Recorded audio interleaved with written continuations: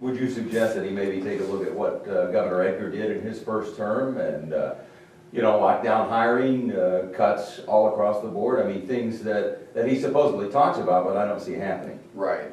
I don't think there's really too much question about where these spending savings are going to have to come from. First and foremost, they're going to have to address the public employee pensions and the public employee health care system. They're going to have to address Medicaid costs because Medicaid cost is the single largest part of the budget and is also the fastest growing part of the budget. They probably ought to be looking at corrections because that's another major component of the budget. So they don't have a lot of choices of where they need to put their energy. Most of the other aspects of the state budget are relatively small in proportion to the overall budget. So they need to put their attention where the high costs are. Well, how do you take the public pension system and change it midstream and alter what's going on with the people who've already retired and the people that are getting ready to retire? You know, the actions are not going to be popular. They can't be popular with the current public employee union members. They cannot be particularly popular with retirees, and quite frankly, they can't be popular with people who are dependent upon government services. But the simple fact is we're overspending and we've overpromised for too many years. The kinds of actions that our General Assembly and Governor should be taking relative to pension benefits and health care benefits are the exact same actions that were taken in the private sector about 20 years ago.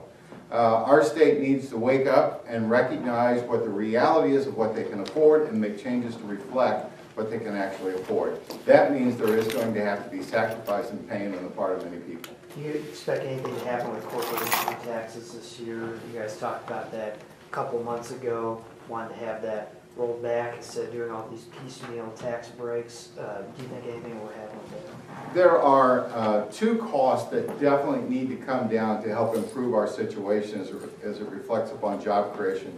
One of them is the high corporate income tax rate in Illinois is indeed excessive and must be rolled back. Whether or not the General Assembly does it this spring, I am in doubt of, but I do believe that that rate has to come back down. We cannot send the right signal when in fact we've got the third highest corporate income tax rate in the country.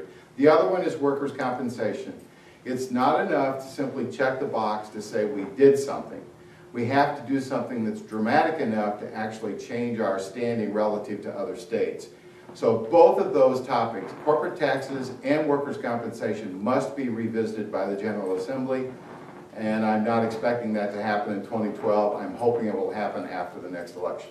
How confident are you that some of the things that you just mentioned, Medicaid, workers' comp, pensions, is the governor going to address any or all of these tomorrow? And if so, what would you consider, I guess, a successful start for where we need to go? I obviously can't answer what the governor is going to say tomorrow. The rumor is that the governor is talking about 9% budget cuts. I would think that would be a positive first step. I frankly don't think that's probably far enough to get ourselves out of the fiscal hole that we've dug for the state of Illinois over the last decade, but it would be a significant start. Having said that, you all know that it's the General Assembly that actually passes the budget. The governor only proposes a budget. So we'll have to wait till the end of May before we actually see whether or not the state of Illinois is on a new course. Last year, our General Assembly did take some steps that showed the beginning of attention to fiscal discipline. I don't think they went near far enough, but they did begin to show some change. I hope that that's the beginning of a trend, and I hope that when they go home this May, we'll see a much stronger step towards getting fiscal control, returning fiscal control to the General Assembly.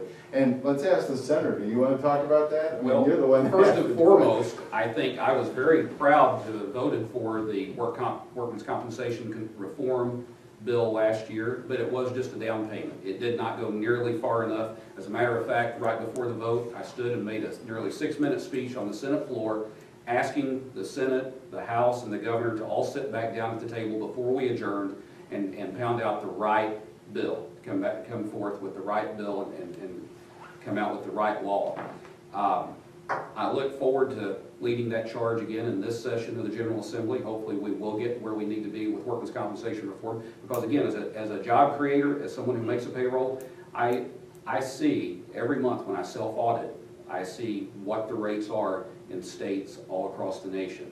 And I see that we pay anywhere from 100 to 400% more for the same classifications, the same work codes than my colleagues do in other states. And so how on earth can we be competitive in Illinois when we are paying a 100 to 400% surcharge on just the right to do business when it just comes to that one line item, workers' compensation? And Medicaid, I think, is the #1 issue we need to tackle. It is the single largest line item in the budget. The General Assembly actually had previously enacted some Medicaid reforms that have not been enacted, and we are hearing rumors. Again, I won't purport to know what's going on in the governor's mind or what he's going to say tomorrow, but we are hearing rumors that he's ready to hopefully engage and start enacting some of those reforms. And if we would just enact those reforms, if we would just do what the Auditor General, Bill Holland, we have an Auditor General here in the state of Illinois, and the man actually, and his staff actually do a pretty decent job. They do a very good job.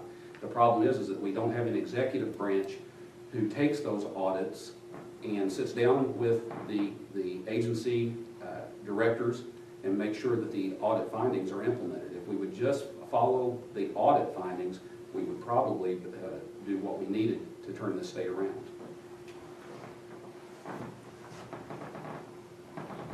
So let me just say one more thing. I gave you all a copy of this card. Later this week, after the budget message is delivered, we will be sending a letter to every candidate for the state legislative office, a letter that talks about our Illinois jobs agenda, and we're including a card in the letter. It's a pocket card. It's got speaking points in it. We hope that they will carry them with them as they travel around their districts to campaign, because this is what they need to focus on. The single most important issue facing the state of Illinois is growing our economy and putting people back to work. We can't have 600,000 people out of work. We need an unemployment rate that's below 5%. If they will pursue these ideas, I believe that we will seriously tackle our unemployment problem. Secondly, we lay on the back of this card factoids. We list 14 what I consider to be miserable factoids about Illinois' standing vis-a-vis the rest of the states in the nation. This needs to be the measure, and we need to measure success against how bad we are today and where we want to be at the end of the decade. So I think it's important that we see movement in every one of these issues. Everything from unemployment to high school graduation rates to our business climate, cost of doing business kinds of issues. And if the legislators will look at these and then make decisions that are directly related towards addressing these points, then we will begin to see real progress. So we're hopeful that this letter will be well received by the legislators and the candidates for office, and the public debate in Illinois will grow. I'm really pleased that Caterpillar CEO and Chairman Doug Oberhelman made the statements that he made about Illinois' competitiveness, because I think he is giving a message to all business owners in the state, whether you have 4 employees, 40 employees, or 40,000 employees. If you're a business owner in Illinois, you need to engage your local elected officials and talk about creating a jobs agenda to move forward. I think that his speaking out on this subject should give courage to every citizen in our state to say, we're tired of our past experience, we want a bright new future, and here are things that we can do to change the future in Illinois. Does it instead do the opposite? And does it instead make companies not want to come here? Because if businesses that are located are here constantly complain and say it's not good enough, it's not okay, that change, we're all right with it, but it wasn't enough, does that make companies say, why would I want to go to Illinois? No, because what you have to do, it's just like being an alcoholic. You got to recognize your problem, make a plan and work the plan, and get yourself back on the road to prosperity. And that's where Illinois is. We are a great state. We have a lot of fundamental, very positive features in our state. And I can talk about them at no end. The fact that we're the 5th largest state in the nation, the 3rd largest metropolitan area. We're in the heart of the country. Transportation is key to our success. All kinds of companies are here. We have great cities. We have great companies. We are industry leaders from agriculture to transportation, all positive. It's important that you recognize where your weaknesses are and then work on your weaknesses to move us forward. The people of Illinois need to be proud of our state, and the employers of Illinois need to be proud of doing business in our state. And the way we change that is we change the tone.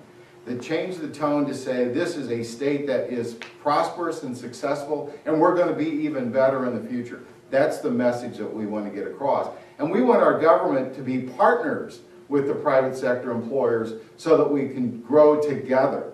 If we were to grow jobs in Illinois, if we were to be a magnet for jobs in Illinois, a lot of these state discipline fiscal problems, whether it be the state government or local government, would begin to take care of themselves.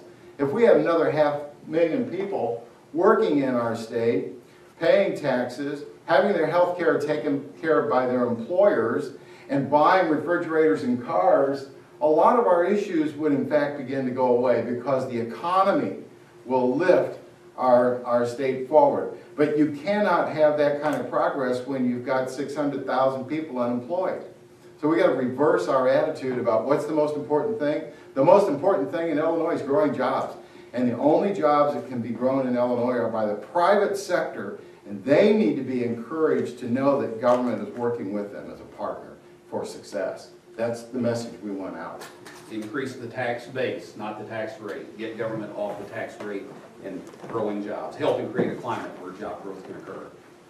So thank you all.